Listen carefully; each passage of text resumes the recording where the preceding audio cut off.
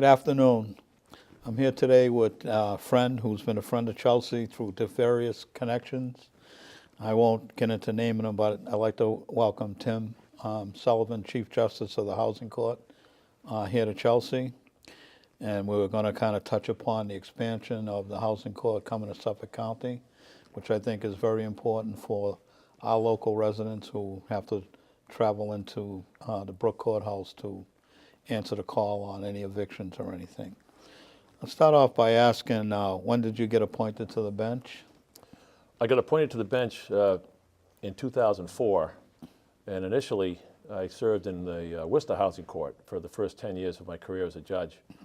And then after that 10-year period of time, I was reassigned to Lawrence, which for me, Leo, was a great thing because I'm a North Shore resident. Yeah. So it was a long ride to Worcester every day. Yeah. And I served in Lawrence I was presiding judge there for a couple of years, and then in 2015, Chief Justice Paula Carey of the trial court gave me the great honor of asking me to serve as Chief Justice of the Housing Court when our then Chief, Stephen Pierce, retired. Retired. Well, that's quite a background. As the Chief Justice, what are your roles and responsibilities? Largely administrative, although I will say that as a Chief Justice, I really do miss the give and take of the bench, Yeah. sitting in the courtroom, working with the clerks and the litigants, of course. So I do try to bring some balance to what I do every day. I still sit at least one day a week as a trial judge, but most of my time is spent on the administrative functions of the department. You know, personnel matters, fiscal issues. Certainly, the expansion has kept us very, very busy at the administrative office of the Housing Court, and but largely the administrative, sort of the business side of things, if you will, and judicial policy and that sort of thing. Well, I think it was great for me and Barbara Pucci from Chelsea to be able to come and spend some time around you and Ben so we could see the real workings of the expansion. So I would ask, what is your vision for the Housing Court under your leadership? The two key pieces of the vision, if you will, are expansion related, and also I think we have an obligation to expand on our much greater use of technology as we manage the business of the court, of the Housing Court. So those are two key, things we focus on a regular basis, along with the day-to-day things that come up from time to time. But the expansion is something that we have believed for a long time would really better serve the citizens that really need the services of a housing court. And let me just give you some background, if I could, Leo. Sure can. The housing court came to life back in 1973. And it was initially a legislative creation to address, at the time, what was considered substandard conditions of housing stock in Boston. And it was limited to Boston. It was just the Boston Housing Court initially. Not Suffolk County, but just Boston. And then incrementally over a period of years, the housing court grew and expanded to various communities throughout the state to what ended up being 5 divisions throughout the Commonwealth. And those 5 divisions, though, did not include 84 cities and towns and large swaths of southern Middlesex County, for example. All of Suffolk County, with the exception of Boston, had no access to housing court.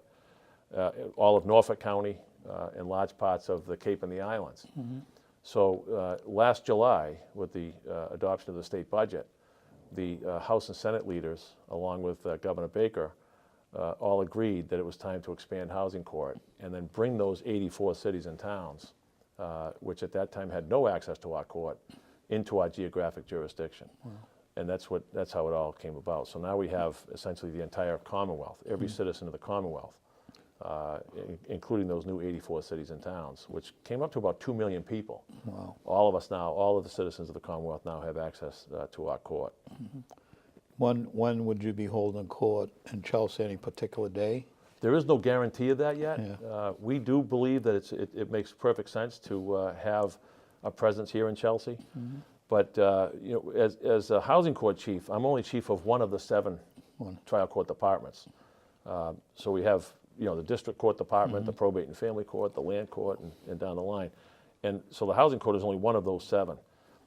So I would not have the authority to just decide to sit in Chelsea. I'd have to work with some of my judicial colleagues in the other departments to see if we can't come up with some adequate space to do that. And that's what we're working on right now, is trying to come up with some space in a number of places throughout the state to see if we can't directly accommodate the citizens of Chelsea by sitting here at least one day a week. So there's no guarantee yet, but it's something that's on our radar, and that's one of our goals for the coming year.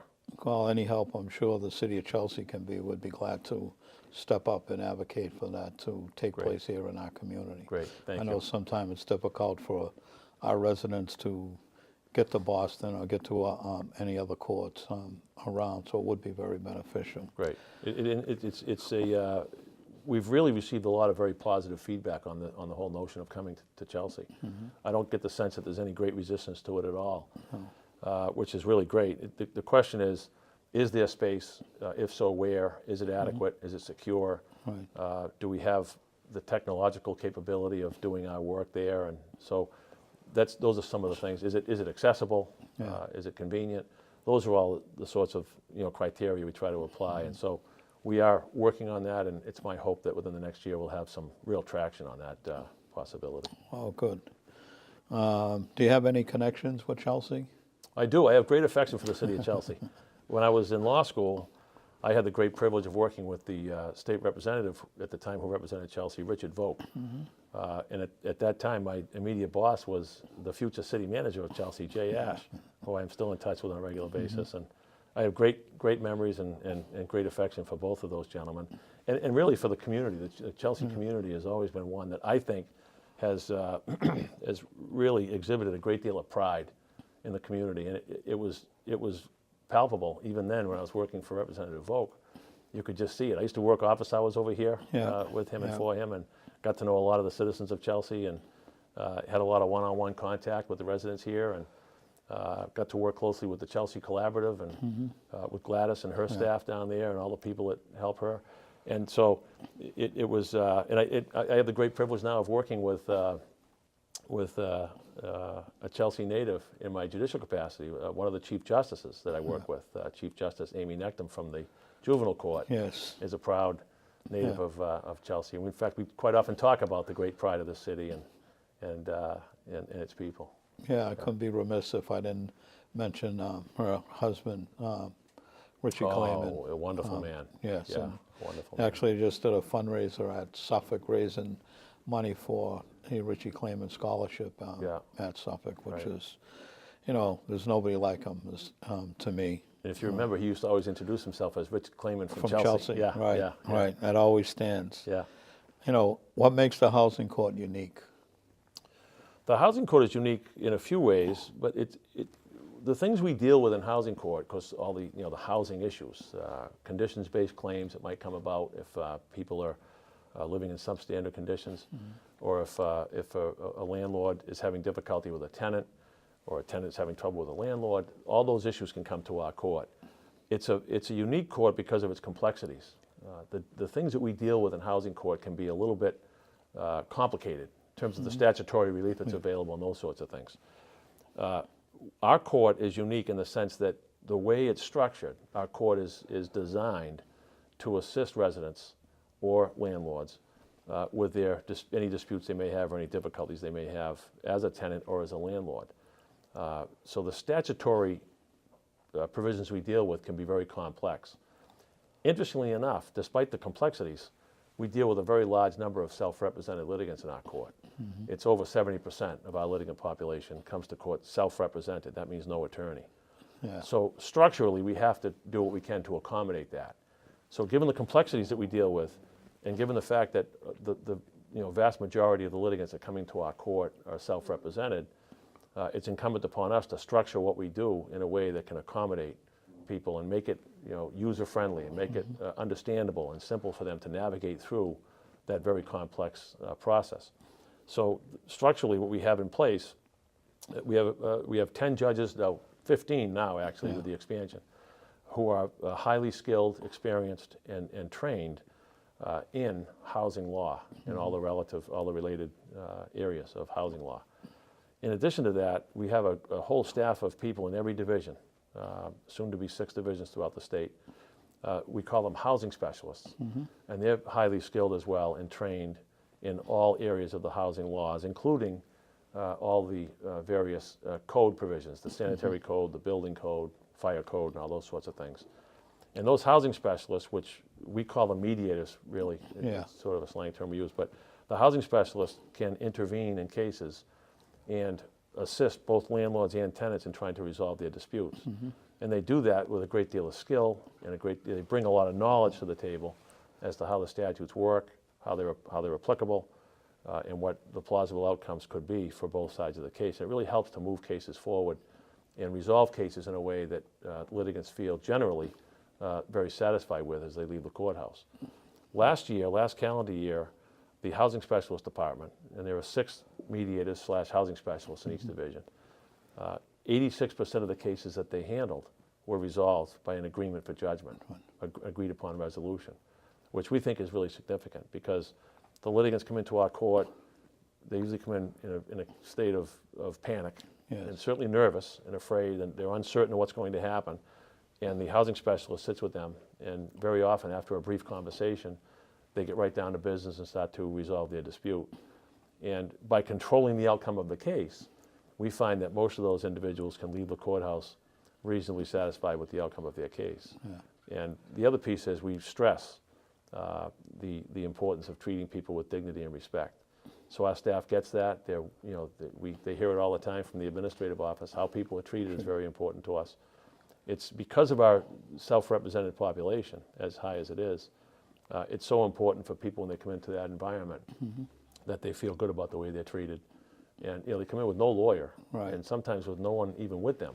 That can be a very isolating feeling for people. So we have to be mindful of that and make sure that they're treated with respect.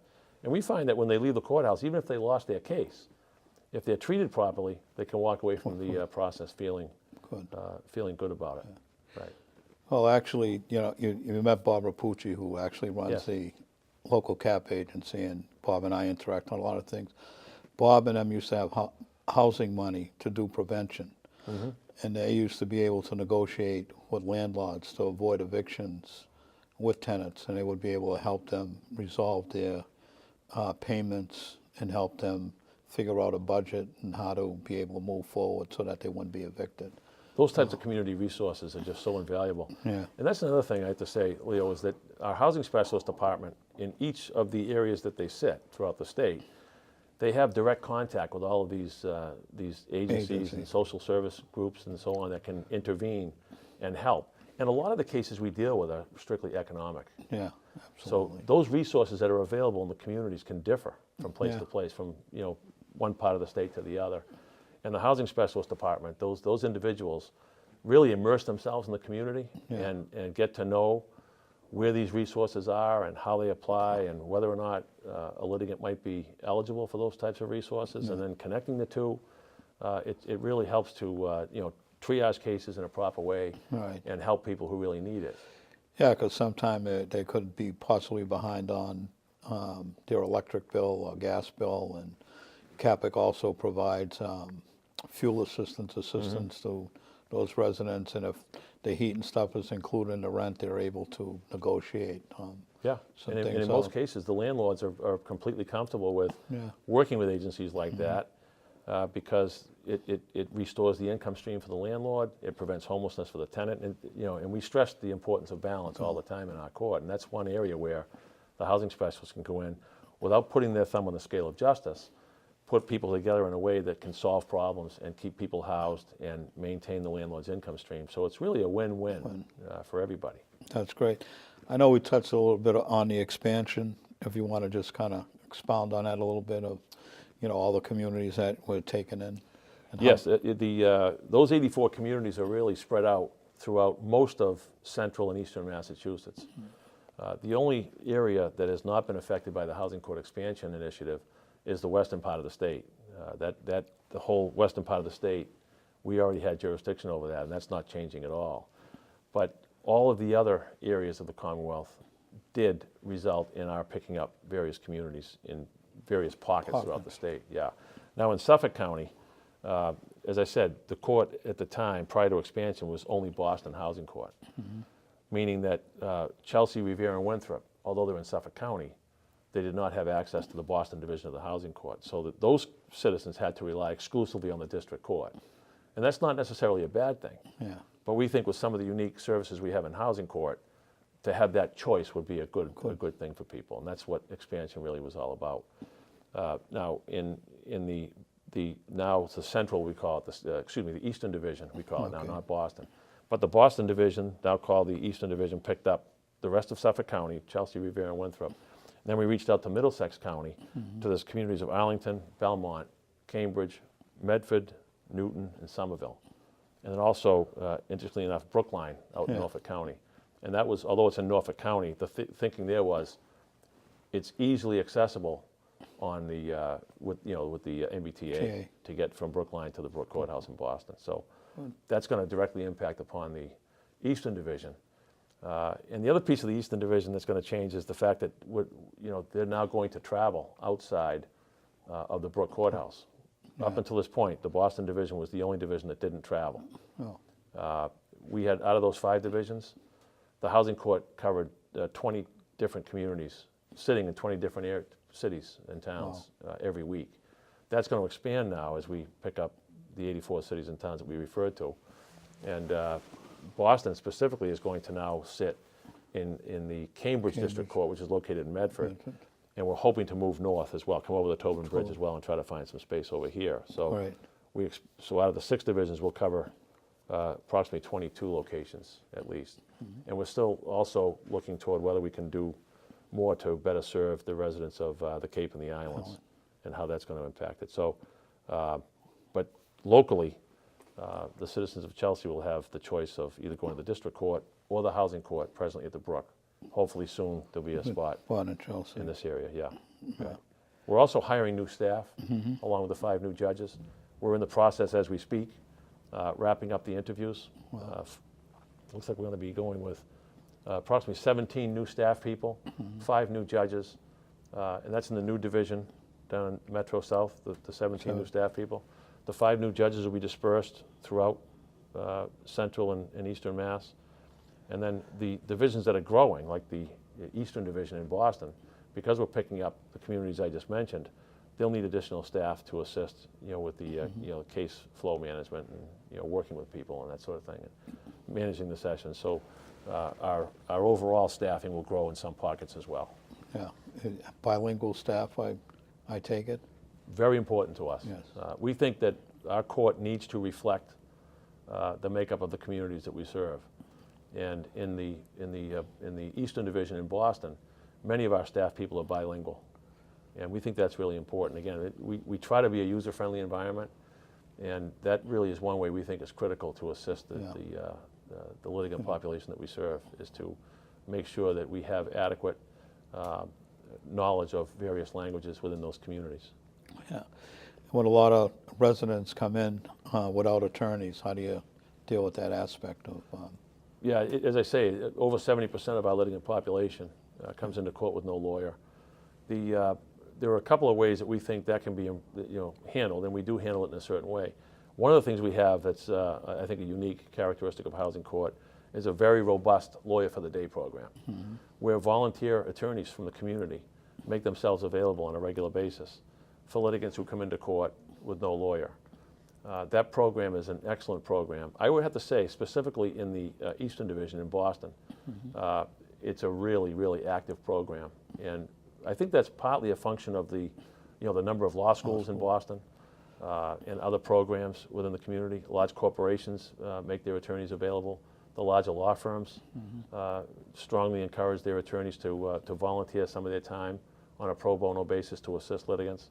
So the Lawyer for the Day program is very, very active in Boston, in the Brook Courthouse. And that, by the way, they're available for both landlords and tenants who come into court with no lawyer. And we find that, again, given those complexities of the statutes that we apply, the intervention of an attorney on a volunteer basis has a tremendous impact on the outcome of the case. So there are also the court service centers which are available, including in Boston. Right. Court service centers are resources where litigants can come in and speak to the court service center staff, all of which are staffed by attorneys, and get some direction on just how to proceed through the maze of what can sometimes be described as housing court. So The Court Service Center will help with, forms, no legal advice, but just explaining the process to people. So again, to demystify what we do and to make it as user-friendly as possible. To work with forms, help them prepare the forms and get them filed and those sorts of things. Well, I can say my visit with you guys at the Housing Court was very informative with all the different functions that were going on and all the litigation with everybody. Yeah, we encourage that. We encourage people to come in and observe what we do. Yeah. We think that to explain it is one thing, but if you can actually see it in action. So we always encourage that. We invite you to come back anytime to observe. It was very, very impressive. I would ask, would you like to conclude with some final remarks? Yeah, I would just say, first of all, I have to say I'm very proud to be Chief Justice of the Housing Court Department. And it's not perhaps for the reasons that one might think. What really makes me proud of this department is the people that I get to work with at all levels of the Housing Court. And I tell our staff all the time, that's where the strength of the department is. It's not in the administrative office where I work, it's in the field. And I can tell you, Leo, what goes on in the field every day from one end of the state to the other in Housing Court is a source of enormous pride for me. The way people are treated, everyone's treated with respect and dignity. Our staff is extremely hardworking. They really dedicate themselves to the calling of helping other people. And to work with people like that is just an incredible privilege. And I'm enormously proud of the people I work with. Did you have a chance to work with our city manager, Tom Ambrosino? I did. He was at the courts? I did, yeah. Very impressive individual. Yes. He was with the courts for a period of time, and then he went back to the community. Yeah. And it was really our loss. Yeah. He's a wonderful person, a great administrator, and a very, very gifted public servant. Yeah. Yeah. And I had a great chance to work with him too on the expansion piece. He was, Yeah. It was Great. He's a great. I look partner. at Tom gets it. He understands it. Yes. And I'm a big believer of that, and being able to connect the administration to the people in the community, and he gets that. Yeah.